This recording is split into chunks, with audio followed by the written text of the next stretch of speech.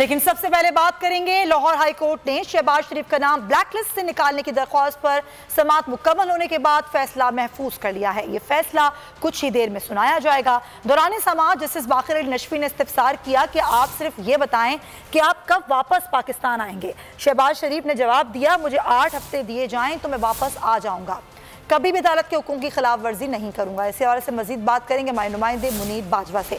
मुनीर, क्या कार्रवाई रही आज समाअत में? जी बिल्कुल, लाहौर हाई कोर्ट के मुसद्दसा अली बाकर नशवी ने शहबाज शरीफ का नाम ब्लैकलिस्टेड निकालने की दरख्वास्त पर इब्तदाई समाअत के बाद फैसला महफूज कर लिया है और अदालत के रूबरू दौरान समाअत शहबाज शरीफ से अदालत ने इस्तफसार किया कि आपको क्या जल्दी है कि आप बरतानिया जाना चाहते हैं, जिस पर शहबाज शरीफ ने कहा कि मैं कैंसर सर्वाइवर हूँ और लंदन में डॉक्टर मार्टिन से इलाज करवाया। जनवरी 2003 से डॉक्टर मार्टिन को अपना तिब्बी मुआयना करवा रहा हूँ। उन्होंने अदालत को बताया कि जब मैं जेल में था तो एक नई बीमारी का इंकशाफ हुआ है और अदालती ट्रायल कोर्ट के हुक्म पर मेरा मेडिकल जो वो करवाया गया, जो कि रिकॉर्ड पर साबित है। इस पर अदालत ने ये रिमार्क्स दिए कि आपकी रिपोर्ट जो है वो ये बातें तमाम बातें बता रही हैं, आप सिर्फ ये बताएं कि अगर आप बैरून मुल्क जाएंगे तो वापस कब आएंगे। जिस पर शहबाज शरीफ ने कहा कि उन्होंने अपनी रिटर्न टिकट 3 जुलाई की रिटर्न टिकट जो है वो अदालत में पेश करते हुए कहा कि वो 3 जुलाई को वापस आ जाएंगे। 8 हफ्तों के वक्त का, अगर 8 हफ्तों का वक्त जो है उन्हें दिया जाए तो वो अदालत में वापस पाकिस्तान वापस आ जाएंगे। और वो पहले भी 2 बार बैरून मुल्क से जा रहे भी कहा कि एक बार जब अदालत की हुक्म पर नाम ECL से निकाला गया तो वो मुनीर बाजवा, ये जो फैसला महफूज किया गया ये कब सुनाया जाएगा? हाँ जी बिल्कुल, अदालती अमला जो है वो तैयार बैठा है और अदालती लीडर की जानिब से ये अनाउंस किया गया है कि कुछ ही देर बाद अली बाकर नजफी जो है वो कमरा अदालत में आकर शॉर्ट ऑर्डर जो है वो सुनाएंगे और अदालत के रूबरू फ्रीकैन के वकला ने अपने दलाइल जो है वो इब्तदाई दलाइल वो दिए हैं, जिस पर अदालत ने फैसला महफूज किया और कुछ ही देर में ये फैसला जो है वो सुना दिया जाएगा। ठीक है, बहुत शुक्रिया आपका। मुनीर बाजवा में आगाह कर रहे थे कि ये फैसला महफूज है, कुछ ही देर में फैसला सुना दिया जाएगा कि शहबाज शरीफ का नाम ब्लैक लिस्ट से निकलेगा या नहीं।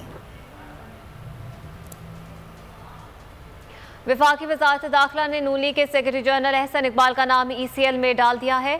तर्जुमान वज़ारत दाखिला का कहना है कि नैब की सिफारिश पर एहसन इकबाल का नाम ECL में डाला गया है। एहसन इकबाल कहते हैं कि उनका पासपोर्ट तो हुकूमत के पास है, बाहर कैसे जाते, कहीं पासपोर्ट गुम तो नहीं कर दिया। एहसन इकबाल के बैरून मुल्क जाने पर पाबंदी, वज़ारत दाखिला ने नाम ECL में डाल दिया।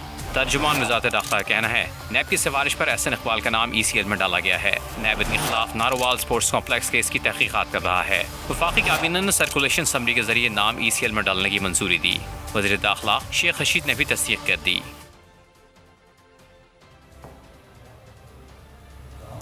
NA 249 के ज़िमनी इलेक्शन के वोटों की दोबारा गिनती दूसरे रोज़ भी जारी है। मुस्लिम लीग नून और तहरीक इंसाफ बायकॉट के बावजूद गिनती के अमल का हिस्सा बन गई हैं। मिफ्ता इस्माइल के करीबी समझे जाने वाले 2 आज़ाद उम्मीदवार और अमजद आफरीदी की कवरिंग उम्मीदवार का पोलिंग एजेंट गिनती के अमल का हिस्सा बन गया है।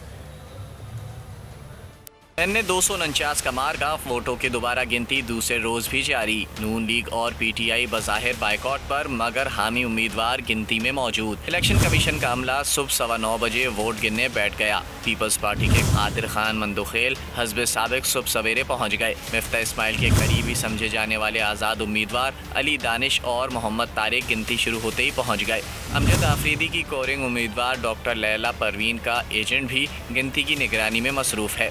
आम लोग इत्तेहाद के मंजूर अहमद आज़ाद उम्मीदवार जाहिद खान के एजेंट मसूद खान भी नजर आए। मुस्लिम लीग जुनेजो के कमर अहमद के एजेंट मोहम्मद अशरफ भी दोबारा गिनती का हिस्सा बने। पहले रोज़ अमला रात गए बैठा मगर सिर्फ 60 पोलिंग स्टेशन के वोट ही गिने जा सके थे। उधर लाहौर हाई कोर्ट ने रमजान बाजारों में चीनी फरोख्त करने से रोक दिया। चीनी आम मार्केट में 85 रुपए फी किलो फरोख्त करने का हुक्म जारी कर दिया गया। रिमार्क्स दिए, आपको जरूरत से ज्यादा वक्त दिया गया, अदालत की हुक्म अदूली की जा रही है, रिलीफ के नाम पर लोगों का मजाक बनाया हुआ है, गरीब लोगों को भिखारी बना दिया गया है।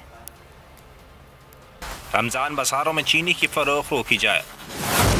आम मार्केट में चीनी 85 रुपए किलो फरोख्त की जाए। लाहौर हाई कोर्ट ने हुक्म जारी कर दिया। चीनी के लिए कतारों से मुतालिक दरख्वास्त की अदालत आलिया में समाअत। लॉ ऑफिसर ने बताया कि रमजान बाजार में चीनी बेचने से आम मार्केट में किल्लत हुई। अदालत ने इस्तफसार किया कि इस कानून के तहत सारी चीनी रमजान बाजार में बेची गई। कोर्ट के ऑर्डर पर जो चीनी उठाई गई इसकी ऑडिट रिपोर्ट पेश की जाए।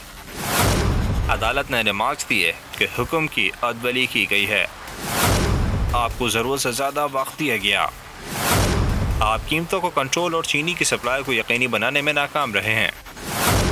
रमजान बाजार और जुम्मा बाजार लगाकर मजाक बनाया जा रहा है।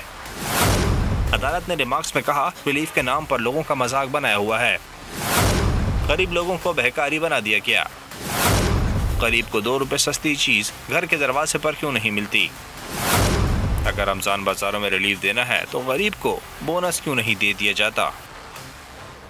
आगे बढ़ते हैं और आपको बताएं कि कोरोना वायरस की तीसरी लहर की कहर अंगेजियों के बायस हुकूमती इक़दामात में तेजी। एनसीओसी के फैसले पर अमल करते हुए इस्लामाबाद, पंजाब, खैबर पख्तूनख्वा और बलूचिस्तान में आज शाम 6 बजे तमाम बाजार बंद हो जाएंगे। कल से 16 मई तक मुकम्मल लॉकडाउन होगा।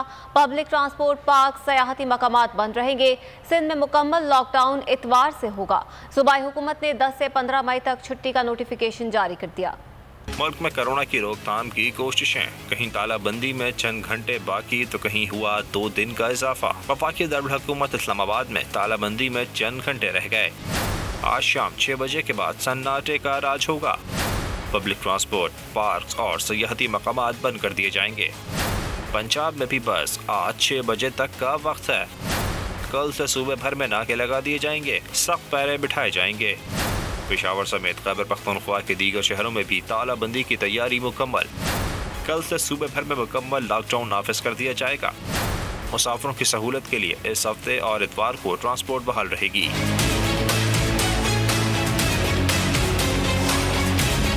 बलूचिस्तान हुकूमत ने एनसीओसी के फैसले पर अमल करते हुए 8 से 16 मई तक तमाम कारोबारी और तफरीही सरगर्मियों पर मुकम्मल पाबंदी का नोटिफिकेशन जारी कर दिया। ताजरों ने हुकूमती इक़दाम को मुस्तरद कर दिया, दुकानें खुली रखने का ऐलान कर दिया। ईद से पहले लॉकडाउन कतई नहीं होना चाहिए, क्योंकि हम दुकानदार लोग सारा साल इसी 10-15 दिन का इंतजार करते हैं। लाखों रुपया का माल उधार पे ले आया हुआ है ना, अभी एकदम बाजार बंद हो गया, बहुत नुकसान है ताजर बिरादरी का। हर दुकान के पीछे एक बहुत बड़ा फैमिली होता है, तो सबका बहुत ज़्यादा नुकसान है। ये 8 दिन 10 दिन हमारे लिए कुछ रियायत करे, उसके बाद मुकम्मल ये लोग लॉकडाउन लगाए, हम लोग बिल्कुल इस हुकूमत के साथ ताउन करेंगे। सिंध के शहरियों को ईद की शॉपिंग के लिए मजीद आज और कल का दिन मिल गया। कल शाम 6 बजे के बाद सूबे में मुकम्मल लॉकडाउन होगा। सूबाई हुकूमत ने 10 से 15 मई तक छुट्टी का नोटिफिकेशन जारी कर दिया। ईद उल फितर पर साहिल समेत तमाम तफरीही मकामात बंद रहेंगे। रेस्टोरेंट से टेक अवे सर्विस बंद रहेगी।